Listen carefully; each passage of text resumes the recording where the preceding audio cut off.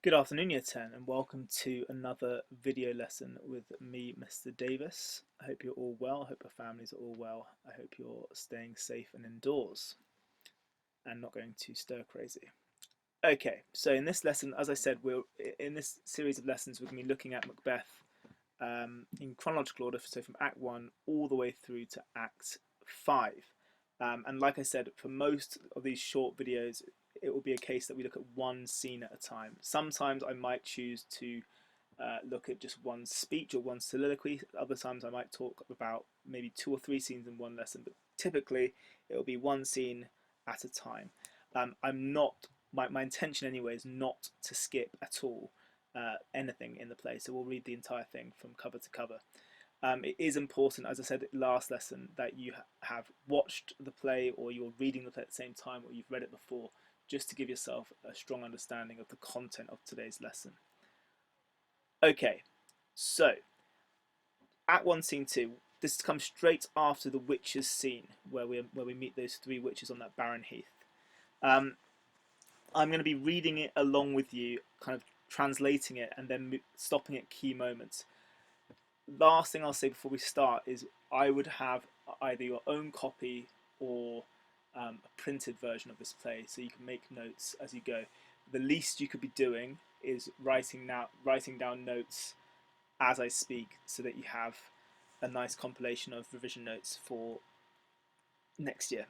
Okay, so I'm just going to read it with you. I'll translate words you might not know, and I'll explain things, but I'm not going to stop every single moment. So, Act 1, Scene 2, a camp near Forres. Forres is where the king lives. Alarum within. An alarum is a trumpet, or kind of an instrument. Enter Duncan, Malcolm, Donalbain, Lennox with attendants, meeting a bleeding sergeant. Okay, and the bleeding sergeant, I'll pause on him. We know that Duncan and Malcolm Duncan is the king, Malcolm is the king's son. The bleeding sergeant has come from the battle that Macbeth is also fighting in, the battle between the Norwegians and the Scots. Okay? So, Duncan says, "What bloody man is that? He can report as seemeth by his plight of the revolt of the new estate." So, clearly Duncan recognises this man has come straight from battle, that he is a soldier that has been fighting in this battle. He's covered in blood. So it's again, we've talked about the dramatic effects of the play's opening. We've got the witches and their thunder and lightning. We now have this bleeding soldier who's going to be covered in blood, and literally would be in the production. He'd be covered in blood head to toe, and it's again another gruesome sight. Again, to kind of emphasise the kind of dark themes of this play, the tragic nature of it. It's important that, and this happens a lot in tragedies, both in Greek tragedies and Shakespeare, rather than actually performing the battle on stage, we hear about acts of violence through accounts. So we're not going to see the battle, we're not going to witness it, but we're going to hear about it from this bleeding sergeant, and he's going to be he's going to give his testimony, his eyewitness report. And it's kind of a dramatic device, because it means Shakespeare doesn't have to put on an elaborate production. He can just have the actor playing the sergeant giving us his tale of what happened. So Malcolm also recognises the sergeant, and he says, "This is the sergeant who, like a good and hardy soldier, fought against my captivity. Hail, brave friend, say to the king the knowledge of the broil as thou dost leave it." Which he's basically saying, I recognise this man. He actually rescued me from being captive. So clearly Malcolm at some point was a captive, a prisoner of war. "Hail, brave friend, say to the king the knowledge of the broil as thou dost leave it." That basically means tell the king what you know about the broil, which means the battle. What do you know about the battle when you left it, okay? And now we're going to get quite a lengthy description from the sergeant about what was happening in the battle and how it was going. And the sergeant says, "Doubtful it stood," and that's important. That means it's unclear to him who would have won the battle, or which side was maybe going to be the victors. Doubtful it stood, and then he goes on to make some very interesting points. He says, I hope you can see this. I'm just going to pause it there, actually. "Doubtful it stood as 2 spent swimmers that do cling together and choke their art. The merciless MacDonald, worthy to be revelled for that the multiplying villainies of nature do swarm upon him. From the western isles of kerns and gallaglasses is supplied, and fortune on his damned quarrel smiling, showed like a rebel's whore. But all's too weak, for brave Macbeth, well he deserves that name, disdaining fortune with his brandished steel, which smoked with bloody execution, like valour's minion carved out his passage, till he faced the slave, which ne'er shook hands nor bade farewell to him, till he unseamed him from the knaves to the chaps, and fixed his head upon our battlements. And I'll talk about Duncan's response in a second. Okay, so the speech by our sergeant is full of metaphor, it's full of imagery, and crucially, imagery related to warfare. This is an incredibly graphic, cinematic description of the battle. It's full of, it's kind of very masculine, it's very bloody, it's very war driven and war focused. The first thing to note, and you can see on my annotations, I've written down simile here.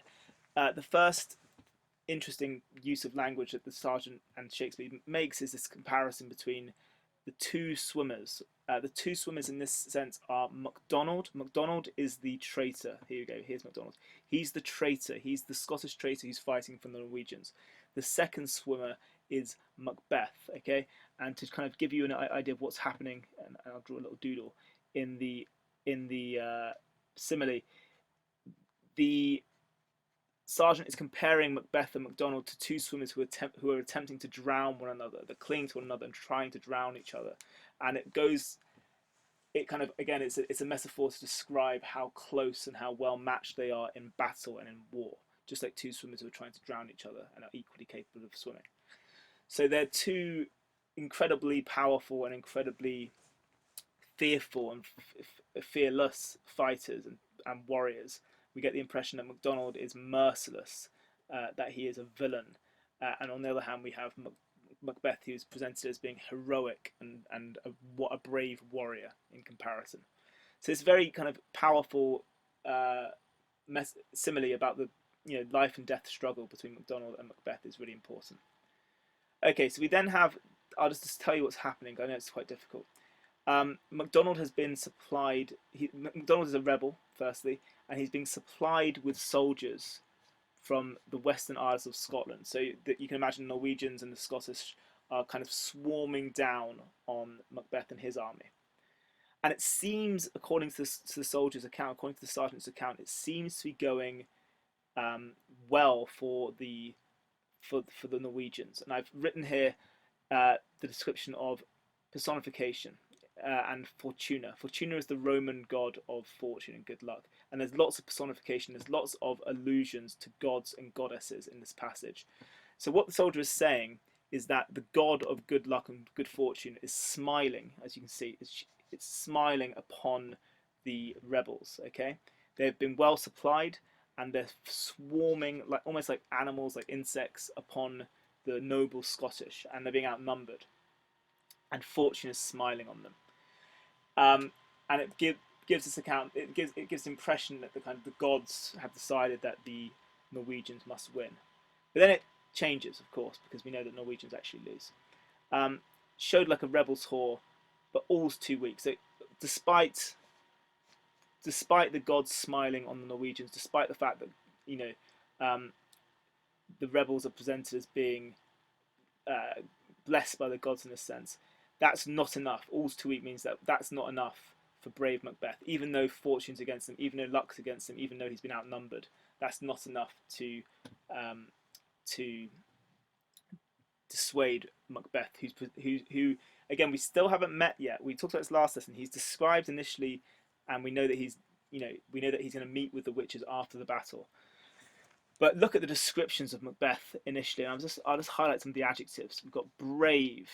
We've got Valor's minion, which I'll talk about later on. We've got brandished steel. We've got this idea that he's valiant and worthy later on in the passage. So notice the adjectives all are kind of from the same semantic field, which means they're all kind of linked together. And they all imply that Macbeth is a brave warrior. He's almost straight out of, again, Greek myth. And we'll talk about how he's presented. And actually, I would write very much that Macbeth is essentially presented as the typical brave, heroic soldier. He's noble, he's virtuous, he's an amazing and powerful and fearless fighter. He's an incredible soldier, and he's compared to frequently both by the soldier and later on by other characters, compared to the god of war. And the god of war, you can, if the Greek god of war is Ares, the Roman god of war is Mars, hence the name of the planet. Okay, so he's compared to this power, almost he's got an almost godlike power to him, Macbeth. He's brave, he can disdain fortune, which means he can ignore fortune. Despite the fact that fortune seems to be smiling on the other team, Macbeth is so powerful, such a brave warrior, such an adept fighter, that he can ignore fortune. And he seems to have earned this title of Brave Macbeth. Okay, so with Brave Macbeth, well, he deserves that name. Disdaining fortune with his brandished steel, which smokes with bloody execution. I'm not going to go into too much detail about this metaphor, but make sure you've got metaphor in your notes. And think about the imagery as well. That our first impression of Macbeth physically, we don't know what he looks like. We don't know his age, but we do have this image of him as being this godlike warrior who is brandishing his sword, and that's what steel means. It's his sword. So he's holding his sword aloft, and again, think about the connotations of that. I would say he's presented as being kind of like Achilles being the brave warrior, the kind of superhero warrior from the Iliad. He's presented as being almost like almost like a stock character, which means kind of like a character you'd see in lots of different types of stories. He is very much the powerful masculine warrior who is fighting for his country. Okay, and he's a general, so he's very much like Achilles, like Agamemnon, in the Iliad, who are fighting for the Greeks. So all of these positive descriptions of Macbeth, and let's stick with that brandished steel. Look at it's brilliant writing, isn't it? With his brandished steel, which smokes with bloody execution, his sword in the metaphor is steaming with the blood of his enemies. Okay, he's killed so many in battle that his sword is steaming with blood. He is the embodiment of war, and that's why he's compared to Ares and to Mars.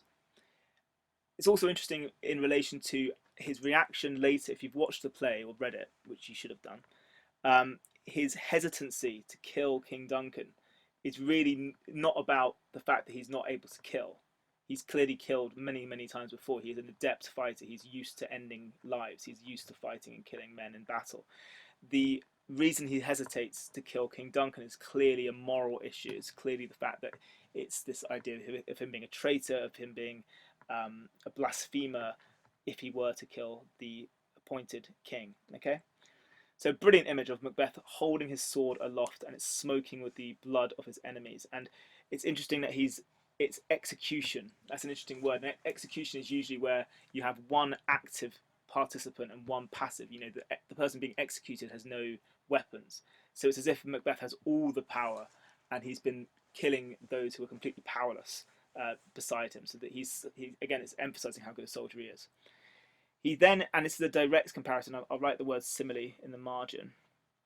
He then is compared directly to kind of the god of war. He's virtue's minion, so he's the favourite of virtue. The god of virtue is actually Virtus in Roman myth. If you wanted to write that down, so it's an allusion. So it's personification. He's courage's or bravery's minion, his bravery's favourite. And look at the verb here. He's carving out a passage. And actually, if you, for those of you who watch football, it kind of sounds a bit like the kind of language a football commentator would use for a pass that carves open the defence, right? So Macbeth has been carving open his route in the battlefield and literally littering the floor with body. He's killed probably dozens of men, carving them up. It's interesting because carvery is usually referenced or associated with butchery.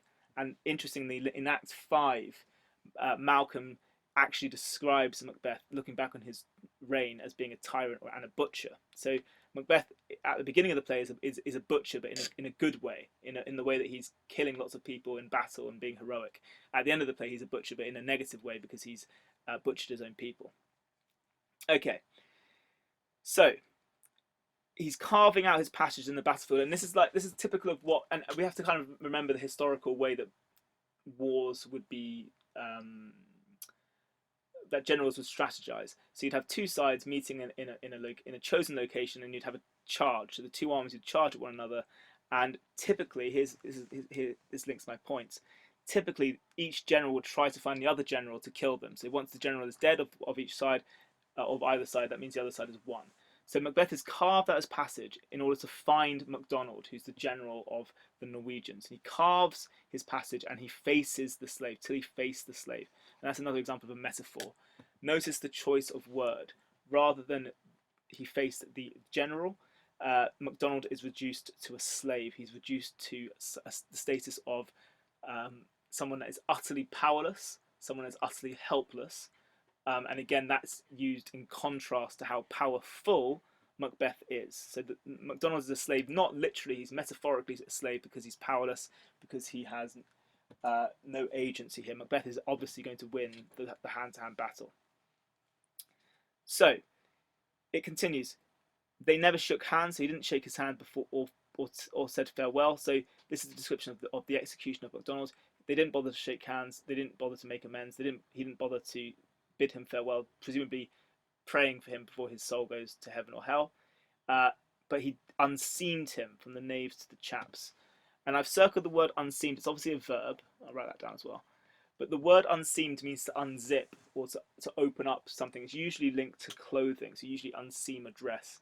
And again, it kind of, I think, has echoes of that word slave. MacDonald was initially powerless, and now he's being presented as being almost effeminate, as womanly, as being something that's easily torn apart.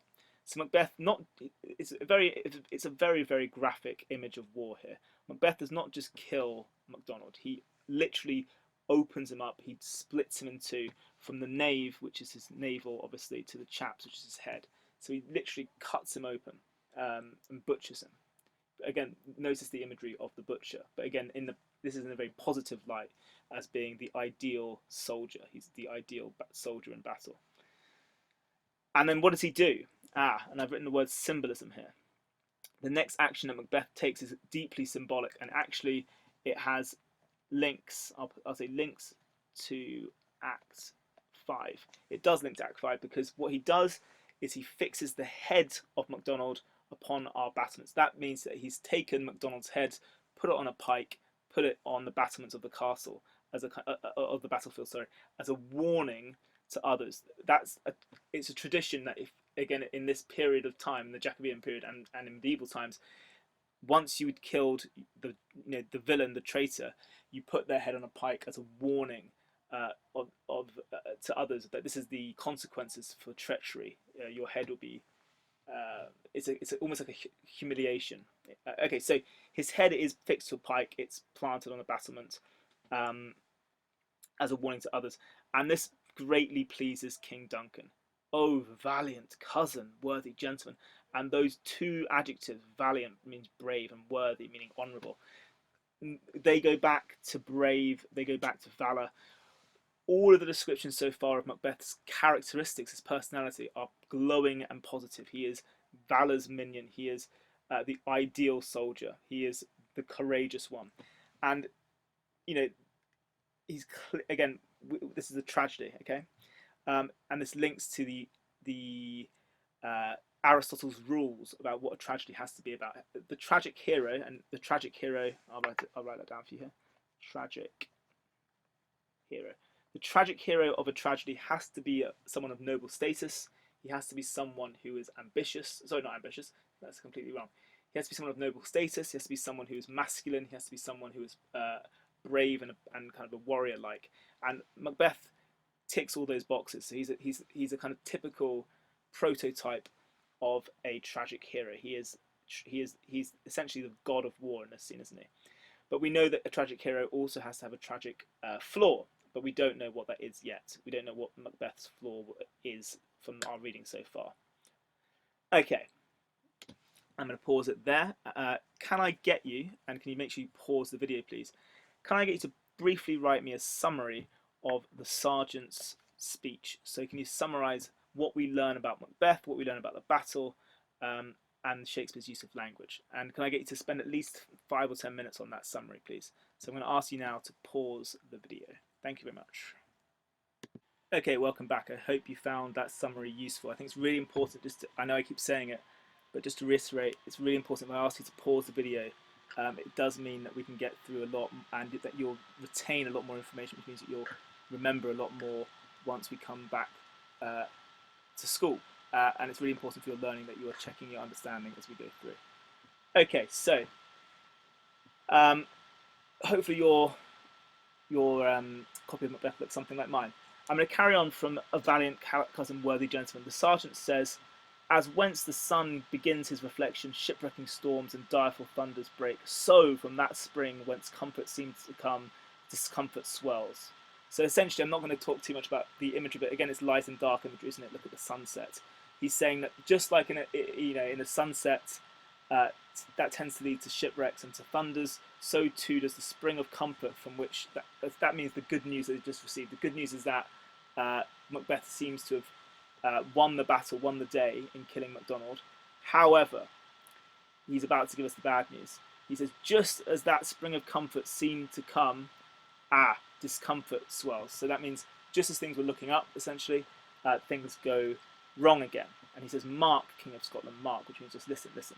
No sooner justice had with valour armed, compelled these skipping kerns to trust their heels, but the Norwegian lords, surveying vantage with furbished arms and new supplies of men, began a fresh assault. So just as it looked like they'd lost, and that Lady Justice, again it's this personification, Lady Justice personifies with valour armed. So that means Lady Justice with a sword and a shield has come down and won the day for Scotland. The Norwegian lord sees an advantage and actually resupplies men and resupplies arms and begins a fresh assault. So just as it looked like Macbeth was about to win the day for Scotland, the Norwegian lord sends more troops, sends more arms, and again it looks as if the Norwegians are back in with a chance. And Duncan says, dismayed not this our captains Macbeth and Banquo, which means did they not feel dismayed after being so close to victory? And the sergeant continues, yes, as sparrows, eagles, or the hare, the lion. If I say sooth, I must report they were as cannons overcharged with double cracks, so they doubly redoubled strokes upon the foe, except they meant to bathe in reeking wounds, or memorize another Golgotha. I cannot tell, but I am faint, my gashes cry for help. So well thy words become thee as thy wounds. They smack of honour both. Go, get him a surgeon. And they exit. Okay, so there's quite a lot to talk about here. You've got lots of natural imagery. Because the last question that Duncan asked was, did this not cause Banquo and Macbeth to feel dismayed? Did they not feel like they need to give up? And the sergeant affirms it. He says, yes, they did feel like they're giving up.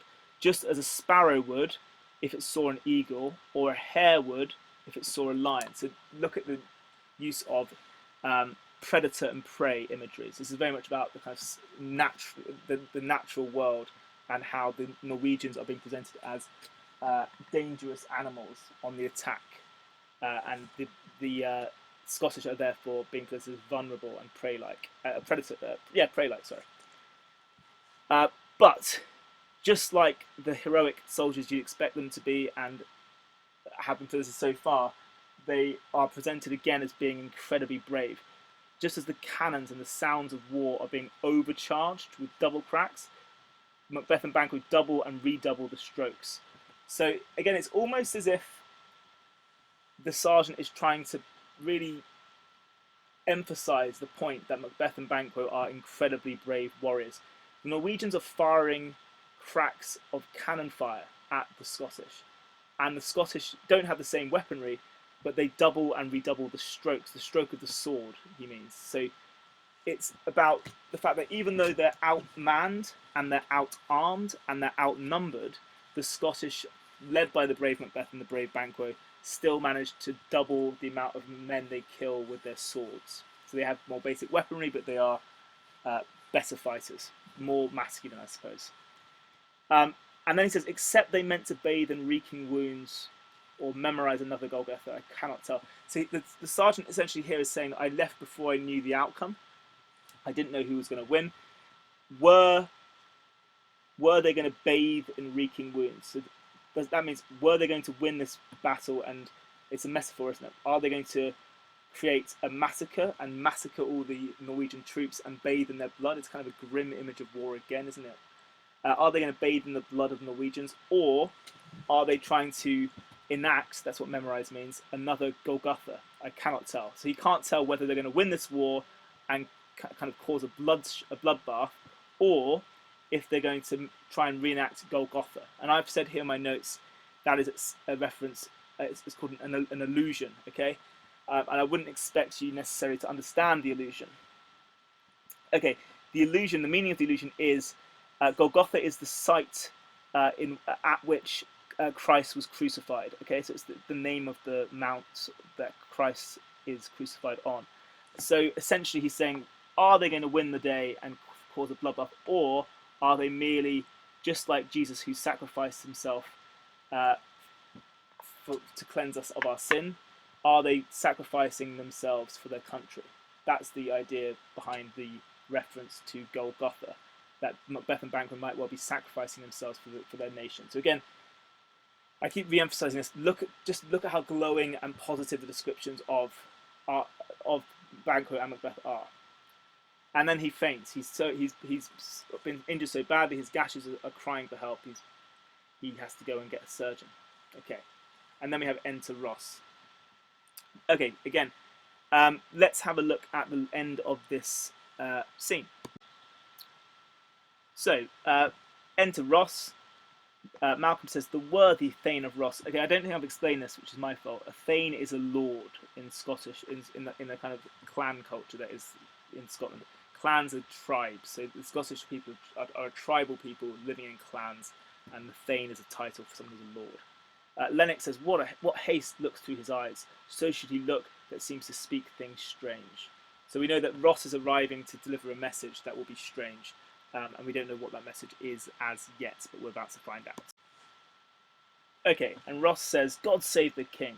Duncan responds, whence came thou, worthy Thane? Which means, where have you come from, worthy lord?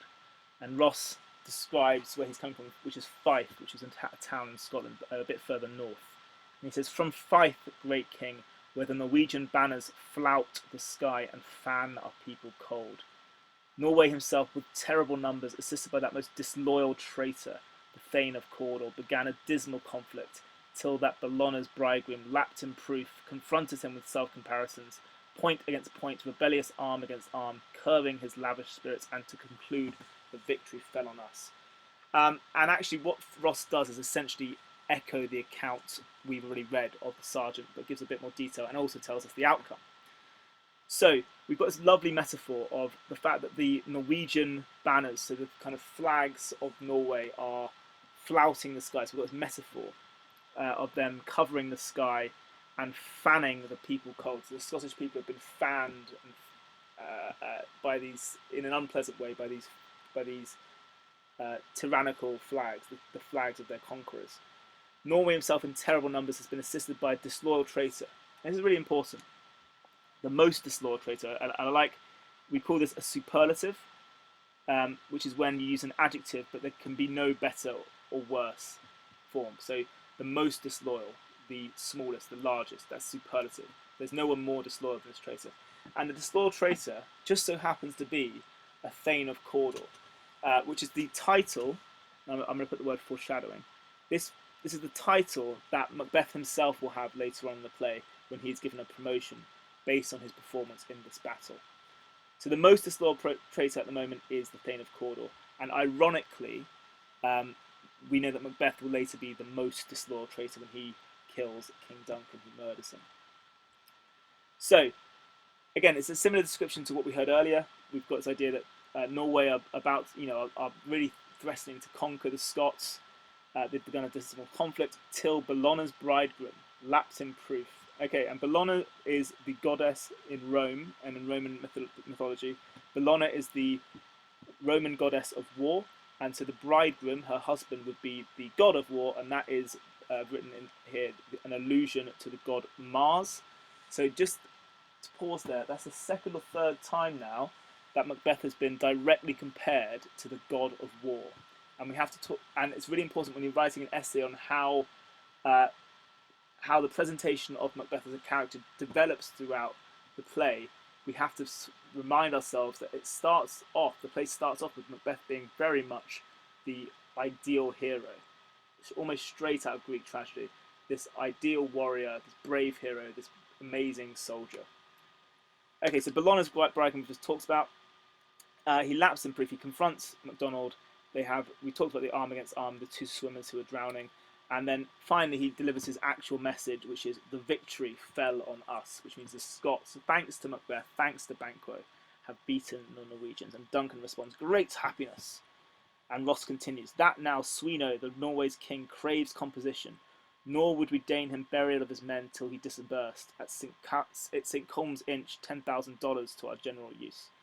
And I've written the word reparation, which you may have heard if you're doing history GCSE. That's when the losing side, usually of a war, pays damages to the winning side to make up for the fact that they've caused so much damage. So reparations are payments to the winning side. So the Scots are demanding money in damages, and what they've done to insist that they get their money is they've refused the Norwegians. They've not allowed them to bury their dead, which is a very important ritual that sides would take that you'd expect a side on either side of the battle to take part in after the battle is over. This again has a Greek tragedy element to it. There's an entire play, believe it or not, in which a Greek play, in which the title character Antigone. This is a play by Sophocles. In the play Antigone, the whole plot of the play is that she insists on burying her dead brother, and she's doing it despite the fact she's not allowed to. So we call this it's a very sacred ritual, and the fact that the Norwegians have not been allowed to bury their dead is a kind of insult to their cult, to them, I suppose. Anyway, so the Scots win some money, win some damages, and Duncan makes a pronouncement, which is like a declaration. He says, "No more that Thane of Cawdor shall deceive our bosom interest." So it's kind of interesting. Well, actually, I'll carry on before I say what's interesting. Go pronounce his present death, and with his former title, Greek Macbeth. And you'll notice that he's speaking in rhyming couplets, because you get the sense that the scene is over. It gives a sense of finality to it. So the Thane of Cawdor, the most disloyal traitor, is being sentenced to death, and the former title is being given to Macbeth, so he becomes the Thane of Cawdor. Ross says, "I'll see it done." Duncan says, "What he hath lost, no more Macbeth hath won." And there's a direct juxtaposition. The loser is the traitor. The winner is the loyal Macbeth. And again, it's ironic because Macbeth will be a terrible king and a tyrant later on, and he'll be a traitor himself. What is also interesting about it gives you a glimpse of an understanding about King Duncan, because King Duncan, we'll talk about later on about how he's presented. He's presented in very glowing terms, but there's a slight flaw in King Duncan, I think, because he seems to have really trusted the Thane of Cawdor, and maybe you could say that he's a bit naive and that he's a bit foolish to have trusted such a traitor. He trusted him to such an extent that he became, he kept him close to his bosom, kept him close to his chest, which means that he told him all his secrets. So it's quite an interesting end, and gives a glimpse of King Duncan's character. And that is the end of Act 1, Scene 2, and we're going to go on to Act 1, Scene 3 in the next video lesson. Please now spend a good deal of time reading through your annotations, completing the quiz on Show My Homework, and completing the extended writing tasks and comprehension questions. Thank you again for watching. I hope you found this useful. Please leave me comments if you've got any feedback, and I can try and edit some videos in the future. Thanks very much for watching again, and I'll see you next time.